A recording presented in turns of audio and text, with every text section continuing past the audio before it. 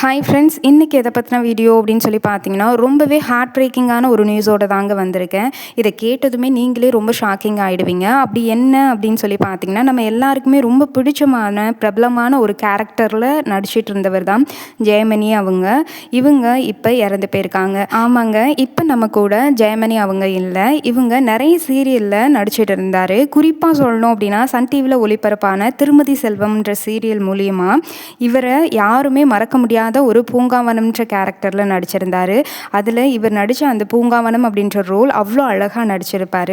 அவரே ரீசெண்டாக நடந்த ஒரு இன்டர்வியூவில், நான் திருமதி செல்வம் அப்படின்ற சீரியலில் பூங்காவனம்ன்ற கேரக்டரில் நடித்ததுலேருந்து எல்லாருமே என்னை பார்த்தா பூங்காவனம் தான் கூப்பிடுவாங்க.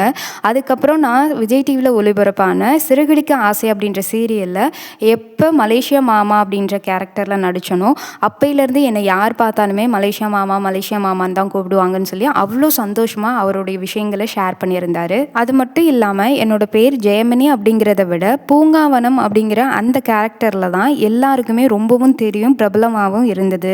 அந்த அளவுக்கு அந்த கேரக்டர் அப்படிங்கிறது அவ்வளோ பிரபலமானுச்சு அப்படின்னு சொல்லியிருந்தார். அதுக்கப்புறம் மெட்டு ஒலி சீரியலில் நடித்தார். சமீபத்தில் கூட நம்ம பார்த்தோம்னா சன் டிவியில் புது வசந்தம் அப்படின்ற சீரியலில் இப்போ நடிச்சிட்டு இருக்காரு.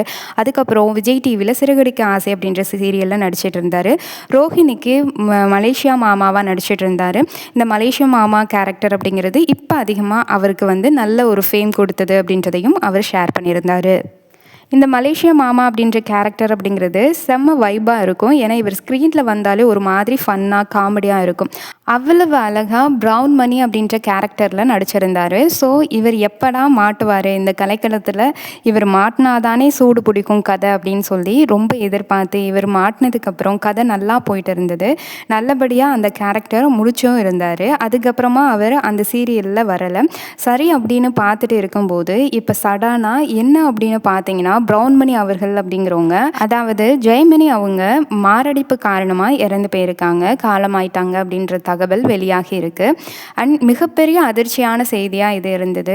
ஏன்னா நிச்சயமாக அவ்வளவு ஒரு திறமையான ஆக்டர் அப்படின்னு எடுத்துக்கலாம். இவரை அவ்வளோ சீரியல்ஸ் டைரக்ட் பண்ணியிருக்காரு. இவருக்கு இப்போ வயசு 79 ஆகுது. ப்ரௌன் மணின்னு சொல்லக்கூடிய ஜெயமணி, பூங்காவனம் சொல்லக்கூடிய ஜெயமணி அப்படிங்கிறவங்க இப்போ நம்ம கூட இல்லை. இது மிகப்பெரிய வருத்தம் அப்படிங்கிறது தான். ஸோ நீங்கள் சொல்லுங்கள், உங்களுக்கு மலேசியா மாமாவா இல்லை அப்படின்னா திருமதி செல்வம்ன்ற சீரியலில் பூங்காவனமா அவரை எவ்வளோ பிடிக்கும், அவரை இன்னும் நடிச்சிருந்தா எப்படி இருக்கும், இல்லை உங்களுக்கு அவரை பற்றின தகவல்கள் இல்லை கருத்துக்கள் என்ன தோணுது அப்படின்றத கீழே கமெண்ட் பண்ணுங்கள்.